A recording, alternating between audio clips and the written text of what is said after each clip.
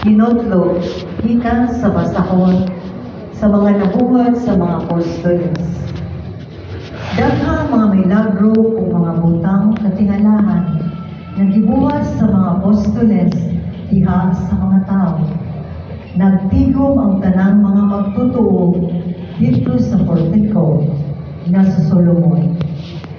Walay tagagawas na nangahas pagtipon kanila, bisan tuod bitangod sila pag-ayo sa mga tao.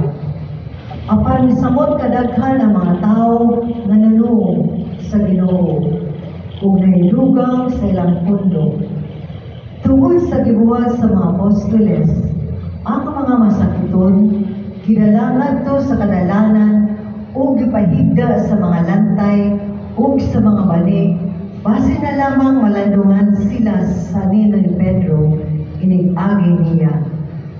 O nangabot ang daghang tao gikan sa talungsuran na nakasikbit sa Jerusalem, na nagdala sa ilang mga masakiton o sa mga giyawaan o nangaayon silang tanan. Ang pulong sa Ginoo.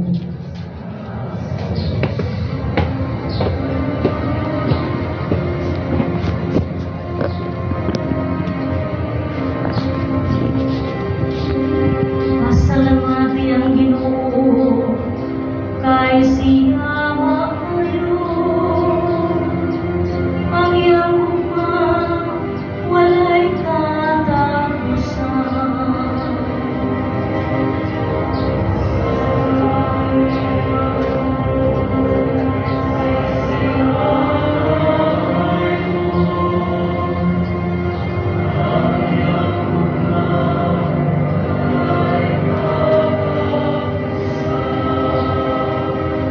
Pasultihang balay ni Israel, ang iyang kaluoy nagalungkad sa kahanturan. Pasultihang balay ni Aaron, ang iyang kaluoy nagalungkad sa kahanturan.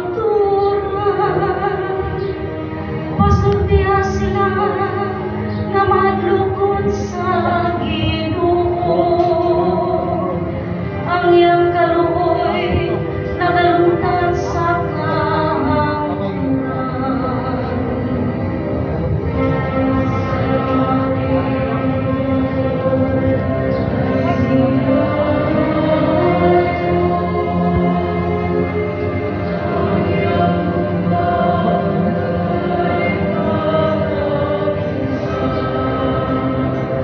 nagkalisod-lisod ako na sukamon, apan gitabangan ako sa Ginoo.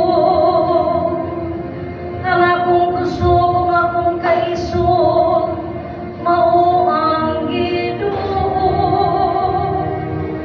Og siya kanhi ang akong manluluwas, ang malipayong singgit sa kadaugan, diha sa mga tulda sa matarong.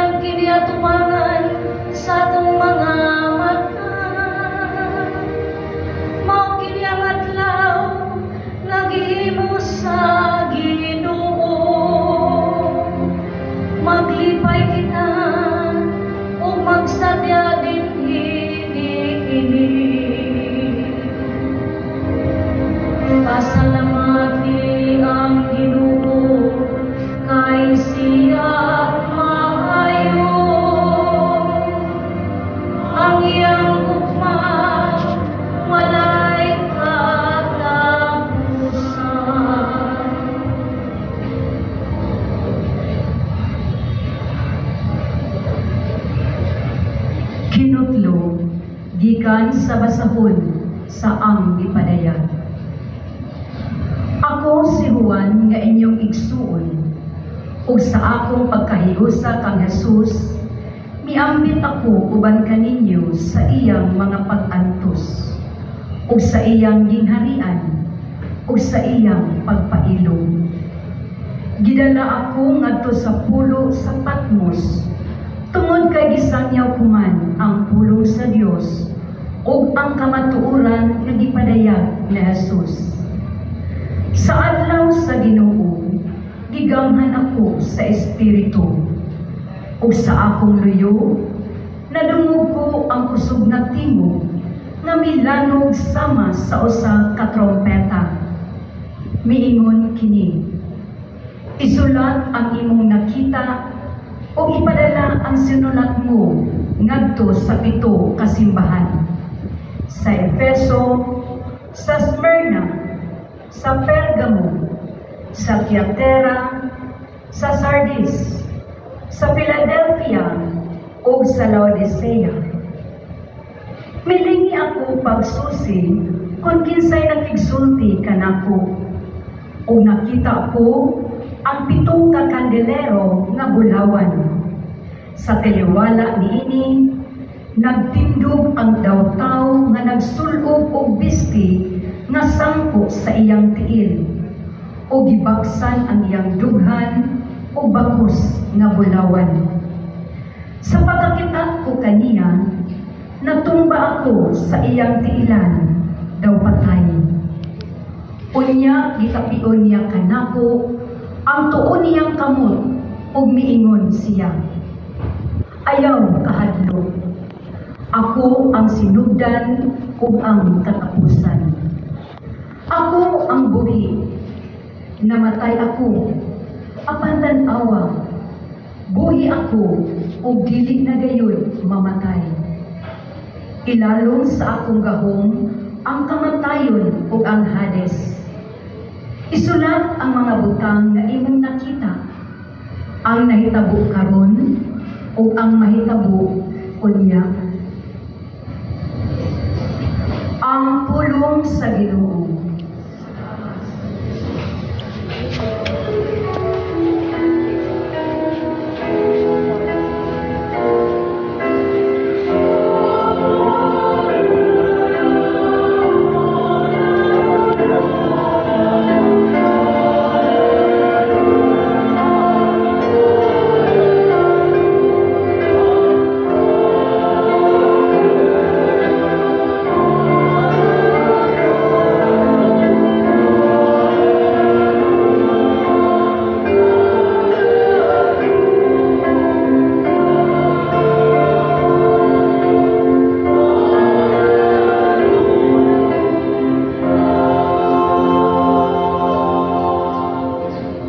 Ang Ginoo manaang kaninyo.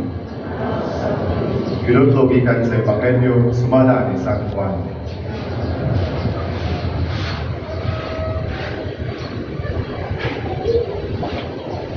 Sa pagkagabi na niadtong Dominguha, nagtigom ang mga tinunan sulod sa lawak, ug gitrangkahan nila ang putangan kay nahadlok man sila sa mga karagkuan sa mga Hudiyo.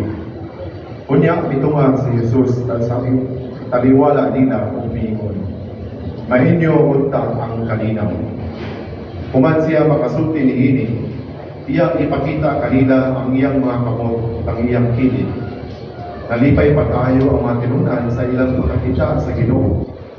Unya si Jesus miingon kanila, mainyo unta ang kalinaw. Ingon nga gipadala ako sa amahan, ako usab nagpadala kaninyo. Gisulti niya kini, ug unya gihuipan niya sila ug giingnan. Dawatan ninyo ang Espiritu Santo. Kung pasayloon ninyo ang mga sala sa mga tao, ipasaylo kini. Kung ang ilang mga sala dili ninyo pasayloon, dili usab kini pasayloon. Si Tomas, usa sa 12 ka tinunan, wala mahiuban kanila sa pagkanha ni Jesus. Busa gisugidlan siya sa ubang mga tinunan. Nakita namo ang Ginoo. Si Tomas miingon kanila, Gawas ko makita ko kung ikatapion ang akong tudlo sa inagian sa mga lansang biya sa iyang kamot. Kung mahikap ko ang sabad sa iyang kilid, dili ako mutuo. Kuman ulabayan mo sa kasimana, nagtigom na usap ang mga tinunan sulod sa lawak. Kung nahiuban na kanila si Tomas. Itangkahan ang mga putahan, apan mitungha si Jesus kung imarog sa taliwala nila umiingon. Mainyo hunta ang kalinaw. Unya, miingon siya kang Tomas. Tanawa ang akong kamot kung ikapa kini. Ikapa usab ang sabad sa akong kilid. Tuo kung ayaw na pagluha-luha. Si Tomas miingon kaniya, Ginoo ko o Diyos ko. Unya, miingon si Jesus kaniya, Bituo ka ba tungod kay nakakita ka kanako? Bulahan ka tumutuo, bisan wala makita kanako. Ug daghan pang mga milagro ang gibuhat ni Jesus, sinaksihan sa iyang mga tinunan na wala mahisulat ni ining pasanguna. Apan gisulat kini, aron ka mumutuo na si Jesus mao ang Mesiyas, ang anak sa Dios, o pinaagi sa mga pagtuo, makapaton ka mo o kinabuhi iha sa iyang ngalan. Maigsoon ang Ebanghelyo sa Ginoo.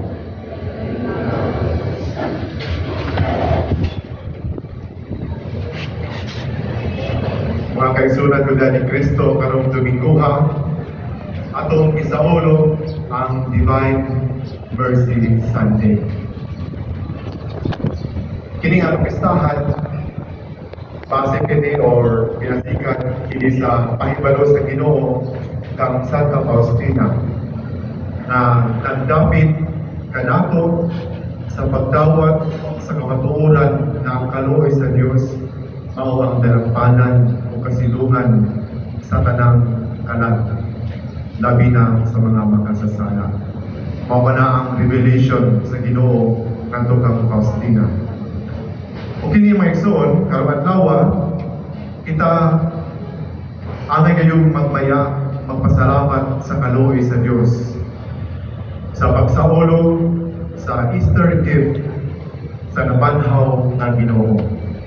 Sama sa gingon sa atong salmo, pasalamati ang Ginoo kay siya maayo, ang iyang pugma walay katapusan.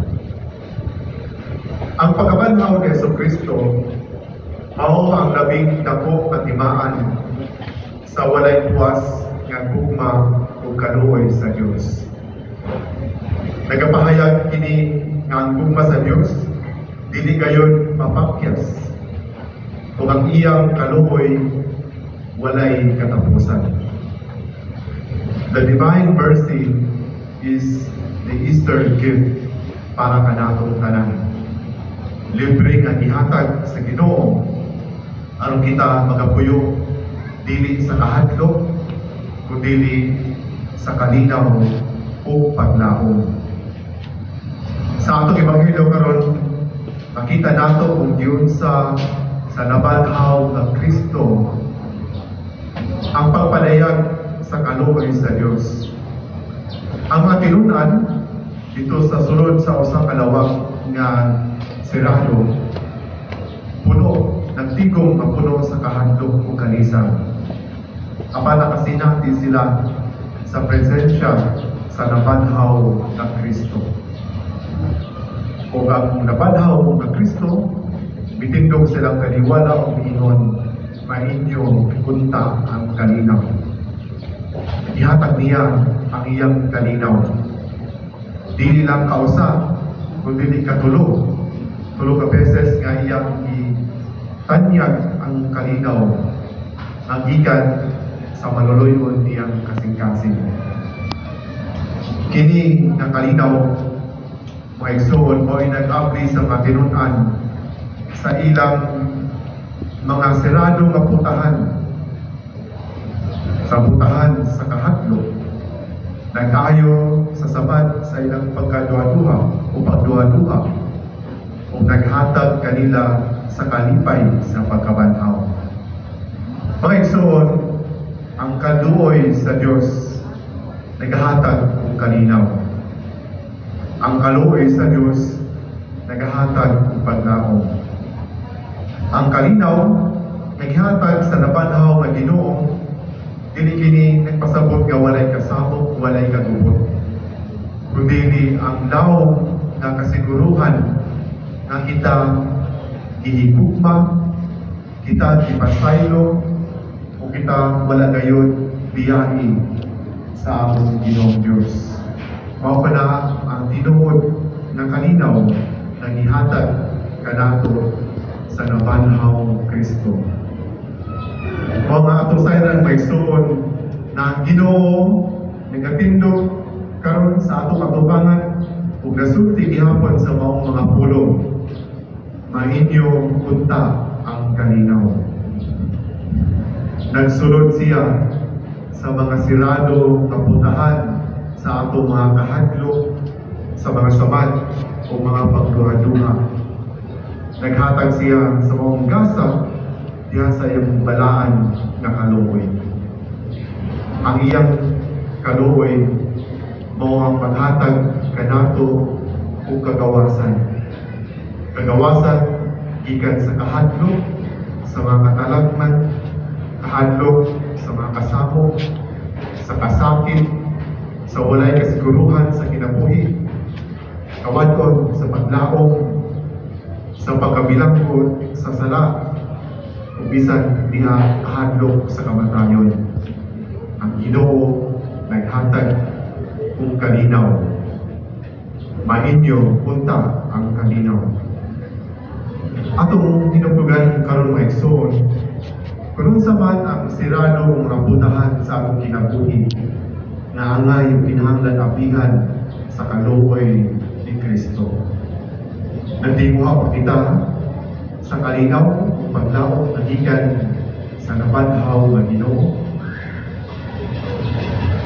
Mga igsoon, ato sa pinungduhan na kini nga divine mercy nga atong nadawat dili lamang alat para kanato. Ang Ebanghelyo nagingon sa pagkahatag sa iyang kalinaw, isugo ni Jesus ang iyang mga tinud-an. Siya hiningon. Ingon nga ipadala ako sa Amahan. Ako usab nagpadala kaninyo. Dawata ang Espiritu Santo. Kang kinsa ang inyong pasayloon sa ilang mga sala, pasayloon usab sila.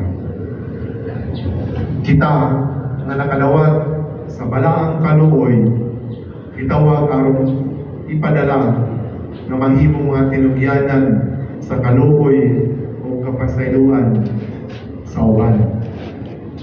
Kitang mga katawhan sa pagkabanhaw as Easter people, gitawag nga mahimong katawhan sa paglaom, mahimong katawhan sa kaluoy, mahimong katawhan sa kalinaw.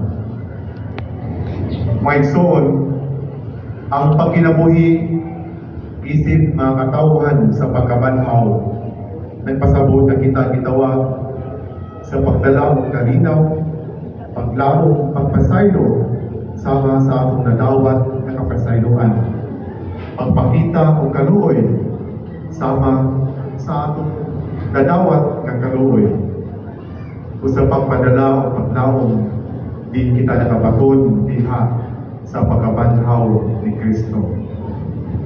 Kung kita magkinabuhi uban sa kaluoy, pinaagi sa pagpasaylo, pagpakabana, o pagbuhat ng mga maayo, buhat sa gugma.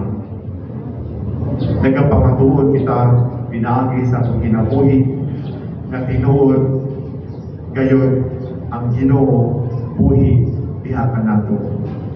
Na tinuod na nabanhaw ang Dios. O katuwa gayon makabot ang tinuod nga kalinaw sa atong kinabuhi o sa tibuok kalibutan. Maigsoon niining Divine Mercy Sunday, abihan nato ang atong mga kasing-kasing aron madawat unta ang dagkong kaluoy sa Dios. Ug sama sa iyang paghatag niini nga walay pagkaduha, ipaambit usab kinato kini ngadto sa uban. Pinaagi sa atong mga pulong, mga buhat o mga pag-ampo, nga mahimo kitang tinuod nga instrumento sa iyang kalinaw o kaluoy. Magampo kita nga padayon kitang lingkuron sa Ginoo, pinaagi sa iyang walay puas nga gugma. Ubanan kita niya sa atong panaw, aron magdala kita og kalinaw o paglaom sa tibuok kalibutan. Amen.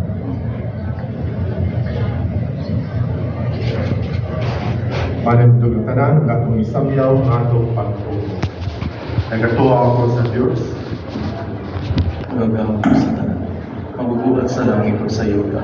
Ang Iso Kristo iyang anak ng butong, minunato, ang ipanampun sa lalalang sa Espiritu Santo, ianak ni Maria ng Birhen, gisakit sa sugo ni Poncio Pilato, gilansang sa krus na matay ang lubong, pigunsad sa mga minatay, sa ikatupad na na banaw, bisa ka sa langit, nagalibod sa tulo sa Diyos nga mahan, makalagahong sa tanan. Ikan dito mabalik siya ang pagkukumong sa mga sa mga minatay. Nagatuwa sa Espiritu Santo, sa Santa Iglesia Katolika, sa kampitan sa mga santos, sa kasaylohan sa mga sala, sa kapagbanahang sa lawas, sa ginagpundahin namin.